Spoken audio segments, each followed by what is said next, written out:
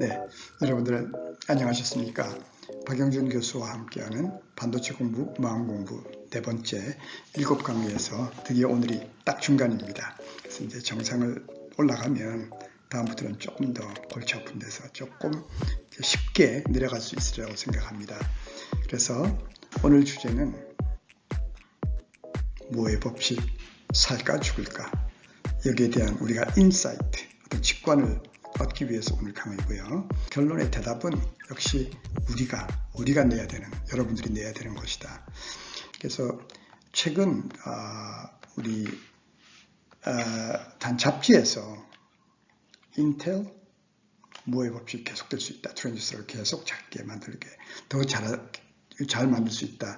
이렇게 주장하는 편과 엔비디아 AI 잘하는 회사죠. 이제 무의 법칙은 끝났다. 이제 다른 방법으로 더 IT를 좋게 만들어야 된다. 그렇게 주장을 하고 있습니다. 재밌죠. 상반된 견해. 트랜지스터를 세계에서 제일 잘 만드는 삼성, 대만의 TSMC 좀 묵묵하게 대답을 안 하는 편이고요. SK하이닉스, 한국의 메모리 세계 2위죠. 또 지금 묵묵한 편입니다. 재밌죠? 네, 오늘 강의 전체 7강 중에서 네 번째 강의입니다. 무의 법칙이 과연 본질이 무엇인지, 또 좋은 트랜지스터라고 하는 것이 무엇인지, 그리고 무의 법칙이 갖다 준 데이터가 무의 법칙에서 어떤 의미가 있는 것인지, 그리고 정리하고 마치도록 하겠습니다. 네, 무의 법칙은 단순하게 예를 들어서 1.5년 정도에 2배씩 한 칩에 넣을 수 있는 트랜지스터 숫자가 증가한다. 그런 뜻이죠. 그래서 재밌게도 이 무어라는 분이 인텔의 창업자죠. 앤디 그로브, 밥 노이스와 같이 1960년도 초에 예를 들어서 한 10개, 20개 이렇게 됐지 않았겠어요? 증가하는 거. 그 다음에는 100개라든지 이렇게 증가하는 거를 보고 앞으로 이렇게 증가하지 않을까? 연도에 따라서 이렇게 한번 그려본 거예요. 그런데 재밌게도 15년 동안, 30년 동안, 심지어 45년 동안 이러한 증가율이 계속 증가했다는 뜻이죠. 그만큼 전 세계 반도체 공학자들이 정말 열심히 한 거라고 생각할 수 있고요. 그래서 이런 그 증가를 보통 로그 플러스로 이렇게 그리면 직선같이 이렇게 증가하는 것이 같이 보이지만 실제로는 익스포넨셜이 증가한다는 거죠. 그래서 복리가 증가하듯이 실제로 표시할 수 없을 정도로 그래프에 빠른 속도로 증가한다. 그런 뜻이고요. 그래서 이렇게 많은 트랜지스터를 집어넣기 위해서 트랜지스터가 작아야 되고, 그래서 트랜지스터의 크기가 70년도에는 10마이크론, 다음에 2000년도 초에는 드디어 100나노, 0.1 마이크론, 다음에 10나노 시대 2000년대 초반이 되고요. 지금은 우리가 알고 있듯이 3나노 트랜지스터를 만들고 있습니다. 실제로 이 여러 가지 실제 역사적으로 이것을 플랫한 것을 보면은 2020년 동안 정말 트랜지스터의 숫자가 칩에 넣을 수 있는 트랜지스터 숫자가 이렇게 익스포넨셜리 증가를 했고요. 최근에는 칩 하나에 약 100억 개 정도의 트랜지스터를 다 동작하는 그런 트랜지스터를 넣을 수가 있었습니다. 그래서 이게 기적 같은 것이고요. 100억이 지금 전 세계 인구가 100억 조금 못 되잖아요. 그러니까 그 정도의 인구 숫자의 트랜지스터를 한 칩에 넣는다. 그런 뜻이 되죠. 네, 그래서 한 개 칩에 많은 트랜지스터를 넣을 수 있는 그런 어떤 기술의 진보에 따라서 더 중요한 것은 뭐냐면 트랜지스터 하나 혹은 트랜지스터 하나가 한 비트를 뒤려면서 저장할 수 있기 때문에 거기에 들어가는 가격이 어마어마하게 더 떨어졌다는데 중요한 게 있습니다. 그래서 예를 들면 60년도 정도 한 비트 반도체를 저장하는데 약 10만 원 정도 들었어요. 100불 정도. 근데 지금 최근에 보면은 한 비트에 0.000001원 거의 공짜라고 생각할 수 있죠. 이렇게 어마어마한 가격의 하락을 우리가 가질 수 있었다라고 하는 것이 바로 4차 혁명을 이룩한 가장 중요한 요인이 아닌가 그렇게 생각할 수 있습니다. 무어의 법칙에 의해서 트랜지스터를 작게 하면서도 트랜지스터가 잘 동작하기 위한 그런 이론을 스케일링 이론, 작게 만드는 원리라고 하고요. 밥 디나드라고 하는 분이 IBM 이러한 기초를 넣으신 분입니다. 이분은 이 스케일링 이론 외에도 트랜지스터 하나, NMOS의 캐패시터를 이용해서 D램이 동작할 수 있다는 것을 보여준 분입니다. 한국 우리 엔지니어들하고도 많은 인연이 있는 그런 분입니다. 오케이, 설명을 해볼게요. 결국은 소스가 있고 드레인이 있는데 채널 랭스가 점점 짧아지면 드레인의 전압이 소스에 영향을 미친다. 이것이 문제죠.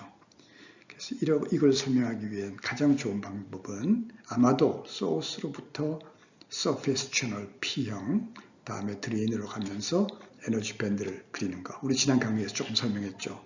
소스의 전자가 컨덕션 밴드에 빠글빠글 있죠. 드레인에 전자가 있습니다. 내가 원하는 것은 게이트 신호에 플러스를 가하면 이 에너지 밴드가 내려가죠.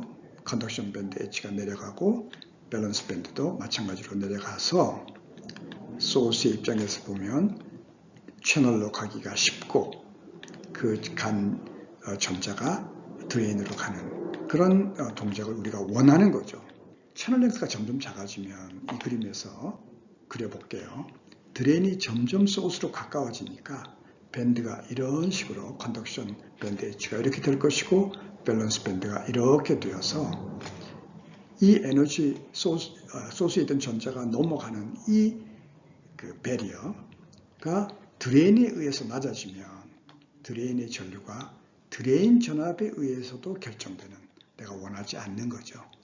그렇게 되는 거를 막기 위해서 어떻게 하면 트랜지스터를 디자인해야 되느냐 하는 것이 스케일링 이론이고요. 아무리 이론을 우리가 열심히 따라 하더라도 힘들기 때문에 우리 앞 슬라이드에서 보여드린 핀팻이라고 할까, 벌크 핀팻, 그리고 게이트 올 어라운드 구조 등이 등장한 것이 됩니다.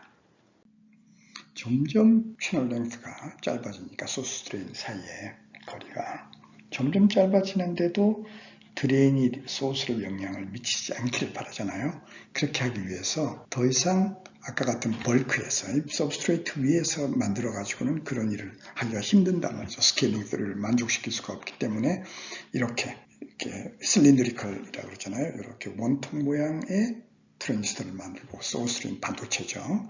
소스 드레인을 만들고 그 사이에 게이트를 이렇게 둘러싸는 그런 형태로 만들어서 게이트가 좀 더 채널에 영향을 더 주게, 소스에 영향을 받지 않도록 그런 구조를 만들었어요. 그렇게 하는 식으로 트랜지스터를 만드는 자체는 어렵겠지, 그죠? 그러나 그렇게 만들어 왔다. 대표적인 케이스가 대만의 TSMC의 어프로치 3나노 정도에서 하는, 여기 보면 약간 다르긴 하지만 이 구조와, 그러나 여기 소스를 만들고 여기 드레인을 만들고 여기가 반도체죠, 그죠? 그래서 게이트 옥사이드를 물론 기르고 게이트가 이렇게 싸도록, 그래서 이쪽 측면도 싸고 위도 싸고 저쪽도 싸서, 물론 밑은 게이트가 못 싸죠, 이 아래 부분은. 그러나 3면을 해서 전류가 드레인 쪽으로 흘러갈 때 드레인의 전압이 전개라고 그러죠. 그게 소스에 영향을 미치지 않도록 하는 그런 구조를 핀팻이라고 그래요. 왜냐하면 요 실리콘의 요 모양이 가는 비늘같이 얇은 판이 되어 있기 때문에 그렇다는 것이고, 최근에 삼성이 내놓은 3나노, 이것보다 더 작게 만들 수 있다고 이렇게 주장하는 GAFET, 말 그대로 게이트 올 어라운드 구조는 이 구조를 그대로 이제 만든 거죠. 실리콘에 게이트가 전부 다 싸게. 이 그림을 보면 이해하기가 좀 힘들 수도 있겠지만 여기가 소스고 드레인이고요.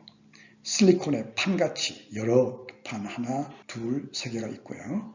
그래서 똑같이 소스 드레인이 있는데 이 게이트가 간격 안으로 다 들어가서 이 게이트들이 전부 다 싸고 있는 거죠, 그죠? 그래서 판이 3개가 있으면 하나 있는 것보다 전류를 더 잘 흘릴 수 있으니까 3배가 될 거 아니에요? 그래서 모스펫이 더 좋다, 그런 개념이죠. 그게 경쟁하고 있죠. 어느 트랜지스터가 더 좋은가 경쟁하고 있고, 기본적인 아이디어는 채널을 게이트가 싸버리게, 그래서 핀팻 구조가 있고 게이트 올 어라운드 구조가 있다. 서로 경쟁하는 거죠. 계속 3나노, 2나노, 1나노 벽을 넘을 수 있을까? 그게 지금 사람들이 지금 디베이트하는 거고, 하기 힘들 것이다 생각하는 사람도 있고, 할 수 있다고 주장하는 사람들도 있는 거죠. 재밌죠? 최근 전 세계가 파운더리라고 하는 반도체 한 사업 영역에 굉장히 관심이 많잖아요. 그 뜻은 전 세계적으로 반도체 칩을 만들어서 쓰고자 하는 고객이, 회사가 너무너무 증가하고 있다는 것을 이야기하고 있죠. 파운드리를 잘하려면 한국이 지금도 잘하고 있지만 앞으로 정말 최강국이 되고 싶어 하잖아요. 파운드리를 잘하려면 뭐가 필요하냐? 트랜지스터가 좋아야 돼요. 핵심 트랜지스터로 많은 회로들을 갖고 있어야 돼요. 서비스를 잘하려면. 그리고 칩뿐만이 아니라 칩과 칩을 연결해서 어떤 고객이 원하는 시스템을 제공해주는 그런, 옛날에는 패키징이라고 그랬어요. 요즘은 하이브리드 인티그레이션, 칩과 칩, 또 여러 가지 기능, 실리콘이 아니라 빛이라면 꼭 실리콘이 아닌 반도체도 많이 들어갈 수 있으니까 그런 걸 잘 이렇게 연결한다고 할까, 패키징한다고 할까, 시스템을 만든다고 할까, 그런 게 굉장히 중요하고, 아마도 더 중요할 수 있는 것은 내가 가지고 있는 기술을, 서비스를 제때 정말 잘해 줘야 되겠다는 마음일 수 있어요. 고객이 1등이에요. 그 고객에게 내가 서비스한다, 나의 기술로, 이러한 마음이 중요한 거예요. 파운드리에서는 이게 더 중요하죠. 그래서 하이브리드 인티그레이션 간단하게 이야기할게요. 대만 TSMC 잘하고 있다고 하잖아요. 그 사람들이 메모리, 하이 밴드위드 굉장히 빠른 메모리 칩을 가져오고, 또 자기들이 파운드리를 만들어서 요놈과 요놈을 연결할 때 예전과 같이 와이어 이렇게 그 메탈 그 선으로 연결하는 것이 아니라, 이 자체도 굉장히 속도를 빠르게 하기 위해서, 작게 하기 위해서 이놈들이 연결되게 하는 그런 기술을 제공하는 거예요.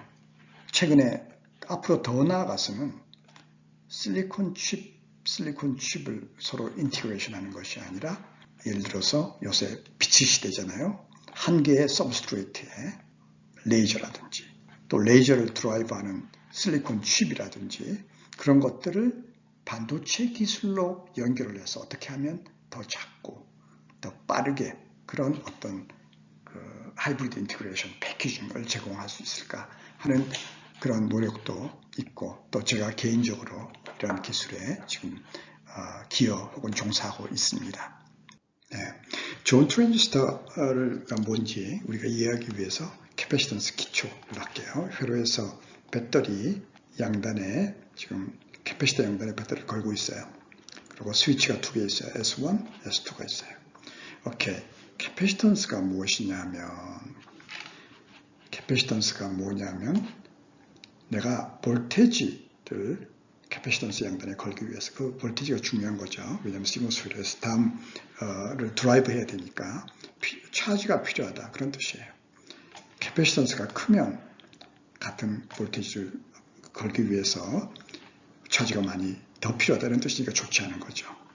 오케이. 그래서 시간적으로 지금 먼저 S1을 닫고 S1을 열고요. 그래서 차징을 시키고, 다음에 S1을 열고 S2를 닫아서 차지시킨 거를 방전시킨다, 차지를 빼는 그런 한 사이클을 우리가 원 사이클이라고 그래요.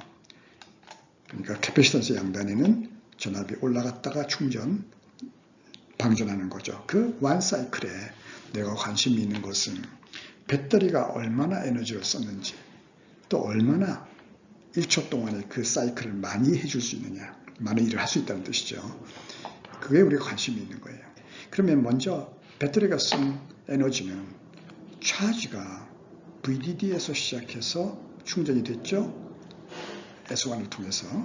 다음에 방전이 됐죠. 같은 차지가 이쪽으로 내려왔죠. 충방전이 끝나면. 그런데 이때는 에너지가 제로죠. 전압이 제로니까. 이때는 차지가 QVDD 시작은 큰 에너지죠. 따라서 배터리는 요만큼 에너지를 쓴 거예요. 즉 QVDD만큼. 그래서 에너지가 없어져서 이렇게 온 그 Q를 다시 펌핑해서 쓸 수 있는 차지로 만들어주는 것이 배터리 하는 일이죠. 오케이. 그래서 한 사이클 동안 에너지를 만큼 썼어요. 속도는 결국은 이 저항은 우리 다음 페이지에 보듯이 PMOS 저항이 될 텐데 그 저항이 전류를 흘려주는 능력이잖아요. 근데 차지가 여기 오기 위해서는 결국 전류가 그 차지를 넣어주는 거니까 저항이 크다는 말은 차지를 빨리 못 넣어준다는 뜻이니까 속도가 느리죠. 따라서 주파수는 1초의 그 속도는 결국은 RC분의 1, 즉 저항이 크면 느리고 또 캐패시턴스 크면 차지가 많이 넣어줘야 되니까 느려지는 거죠. 여기에 비례한다는 걸 알 수가 있고 내가 1초에 이만큼 온, 오프를 했다고 하면 1초에 배터리가 쓴 에너지, 1초에 쓴 에너지를 파워라고 그래요. 그거는 QVDDF만큼이 될 것이다. 하는 것을 우리가 알 수 있죠. 재밌죠? 자, 이제 좋은 트랜지스터란 결국 1비트, 디지털 1비트를 처리하는 데 필요한 비용이 작아야 된다. 즉 트랜지스터 크기가 작아져야 되고요. 무어스 로에 의해서 다음에 속도가 빨라야 돼요. 충방전의 속도가 빨라야 되잖아요. 그래야 우리가 1초에 사이클 많이 해줄 수 있는 일을 많이 시킬 수 있는 거죠. 또 한 사이클당 우리가 에너지를 배터리 작게 써야 되는 거예요. 그럼 똑같이 앞 슬라이드에서의 회로에서 지금 캐패시턴스가 있죠. 을 PMOS가 충전하잖아요. PMOS 저항이 Q만큼 충전시키는데 저항이 RP라고 그래요. PMOS의 저항이에요. 마찬가지로 PMOS를 열고 NMOS를 닫으면 차지가 방전되는 거죠. 방전되는 패드에서 NMOS 트랜지스터의 저항을 우리가 RN이라고 해요. 오케이. 그러면 앞 슬라이드와 같이 한 비트 온오프 될 때 배터리는 결국은 QVDD만큼의 에너지를 썼고 그걸 펌핑시킨 거죠. 그죠? 오케이. 속도는 앞 슬라이드와 같이 PMOS, NMOS 저항이 결정하는 거죠. 따라서 1초의 파워는 배터리가 사용하는 에너지가 파워죠. 1초에 쓰는 거. 그게 QVDDF, 다시 말해서 CVDDSQ의 F예요. 따라서 이 양이 작으면 작을수록 같은 F, 주파수는 큰 게 좋잖아요. 사이클을 많이 일을 시키니까. 따라서 이 양이 작은 게 가장 중요하고 따라서 캐패시턴스를 줄이고 VDD를 낮추는 거예요. 지금은 1V도 너무 많다. VDD 배터리가. 그래서 0.7, 0.6V까지 줄이려고 하죠. 여기서 캐패시턴스는 우리가 원하지 않는 캐패시턴스지만 우리 PN 정션에서 배웠듯이 이 아웃풋에 달려있는 요 PN 리버스 바이어스 다이오드 또한 NMOS가 드레인이 리버스 바이어스가 걸려있죠. 그 캐패시턴스 또 이놈이 다음 회로를 드라이브 하잖아요. 그 게이트의 캐패시턴스를 전부 다 포함하는 거기 때문에 굉장히 우리가 작게 만드는 것이 중요해요. 재미있죠, 그죠? 네. 지난 시간에 조금 복잡한 뜻이 보이지만 가장 중요한 개념은 캐패시턴스예요. 그러니까 아웃풋 캐패시턴스에 내가 전압을 올려줘서 그 다음 CMOS를 드라이브 하려면 신호를 주려면 여기에 그 신호가 빨리 올라갔다 내려왔다 해야 되는데 그게 캐패시턴스가 가장 중요한 요인이에요. 골치 아픈 거죠. 캐패시턴스가. 따라서 캐패시턴스를 줄이는 게 중요해요. 이러한 현상이 신경세포에서의 그 신호가 전파해 나가는 거하고도 아주 비슷하다 할까 그래요. 그래서 잠시 설명할게요. 우리가 나중에 AI, 뉴럴 네트워크 이야기할 때 좀 설명할 수 있으니까 인풋을 받아요. 뭐 눈에서 신호가 올 수도 있고 또 피부에서 뭐 청각에서 올 수도 있겠죠. 그죠? 그럼 이 신경세포는 받아서 내가 이 신호를 그 다음 아웃풋으로 보내야 되겠다 결정을 하잖아요. 그러면 신호가 쭉 전파되죠. 이렇게 전파될 때 이 신경세포 안에서 이용하는 전압을 쭉 전파해 나가는 것은 이온, Na 플러스 이온이 주로 해요. 나트륨 이온, 소금기. 그놈이 쭉 전파해 나가는데 전압은 한 70mV 정도 돼요. 그런데 이 전파되어가는 속도가 바로 이 신경세포 안쪽하고 바깥은 이제 주로 뭐 피라든지 세포액 같은 거잖아요. 그 사이에 캐패시턴스예요. 이걸 좀 더 크게 그려보면. 그래서 요 관의 요 벽 이름을 마이올린 시트라고 하는데 그 캐패시턴스가 중요해요. 그래서 앞 슬라이드에서 이야기했듯이 캐패시턴스는 그 물질의 성질에 의해서 결정되고요. 마이올린 시트, 세포벽 같은 거죠. 그 다음에 이 거리가 결정해요. 그래서 요 두께가 결정하는데 그 두께가 두꺼우면 두꺼울수록 캐패시턴스는 작아요. 신호가 빨리 갈 수 있는 거죠. 그래서 사람이 나이가 들면 들수록 왜 좀 둔해지냐고 하면 바로 요 세포벽이 자꾸 얇아져요. 마이올린 시스가 얇아져서 캐패시턴스가 커지잖아요. 캐패시턴스가 커지면 RC 딜레이가 커서 우리가 그 신경세포가 신호를 전달한다 느려지는 거예요. 나이가 들면 할 수 없는 거죠. 오케이? 재밌죠? 이런 곳곳에 그런 유사점이 발견되고 있습니다. 무오슬로가 준 우리의 선물 중에 하나는 이런 디스플레이라든지 혹은 카메라의 화소가 갑자기 화소를 많이 만들 수 있다. 그리고 동영상도 이렇게 만들어서 보내주고 받고 할 수 있다. 뭐 이런 것들이죠. 그죠? 따라서 이렇게 말은 쉽지만 실제로 이 공학자들이 얼마나 도전이 많겠어요. 그런 하나의 예로 데이터.